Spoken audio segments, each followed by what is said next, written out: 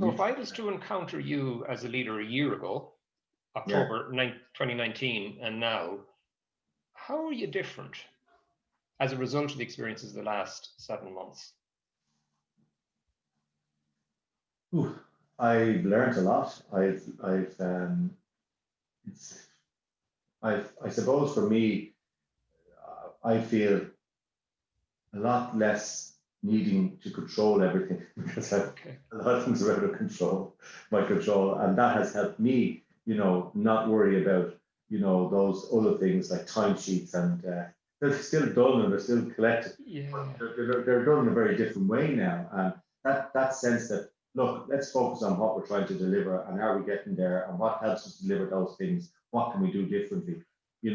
That's been a really interesting development because we were forced into it quicker than I would have thought I'd have got there. So by having to do it remotely, I've had to let go and shed a lot of the things that I thought were the management style of things. So and it can drive some aspects of some of the team crazy a bit because they have responsibility for aspects of recording the information on timesheet, sick leave, and all those other things, at the administration side of things.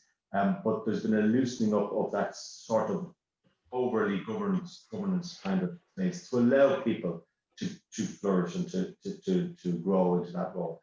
So if that's been one of your learnings, that sense of letting go of letting go of an expectation you had about the need for control. Is that yes. What that I felt was a core part of that role of management, and or how I had read that role of management in terms of what was important.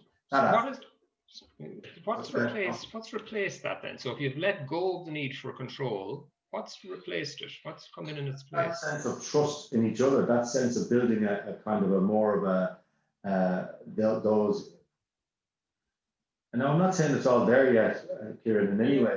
That we're still working towards this, but that sense of we're in this together. My role is different from yours, but my role isn't about an authoritative role. It's about trying to build a better environment that this team can work and deliver, and think of new opportunities to create new ways of working, and deliver to the best of our abilities to deliver what we're expected to deliver. We have. So I suppose it's not that it replaces. I suppose the other parts of it. So as one is diminished, the other one has risen, and the diminishing piece is that the more governance, supervisory role to allow the individuals to thrive and trust in their abilities, and then collectively to bring that individuality together as a team, and how does that impact and what are we doing? So people, I feel, are feeling more confident in their role, more able to engage in that in other things, and not feel threatened if somebody raises queries or questions or asks them about their role. That people are because they see the outputs that they're doing, they can see the work that they're doing is contributing to it, contributing to the overall organizational piece. So for me, the clarity that was been able to give to each person as they go away into their home bubble to work. This is the expectations that we have of you. These are, now everybody had work plans, everybody was doing that before, but there was something different about going away on your own and working on these areas without the day-to-day interactions in the office, and something about that created people the space to really develop into that thinking. And if they got overworked, they were able to reach out to their colleagues. They didn't feel they weren't as good as each other, or that they weren't as respected. They were able to ask that on a peer level, on a par with their colleagues. That to me was important. So that shift from that letting go of some level of control, and developing more of a culture of trust, that's a shift that's taken place for you. Anything else that has shifted in you?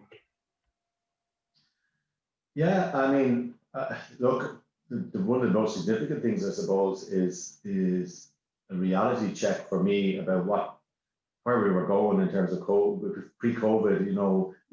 We were plowing along, working away, giving it all, trying to think about, how our work connects into the broader society. And suddenly we were hit and everything kind of slowed down and stopped. Now, work still went on at a pace, but other than that, things slowed down. The daily commute, the race into work, the race home, the disengagement between, the way we had siloed family life, work life, other life, that's all just merged into one kind of different space.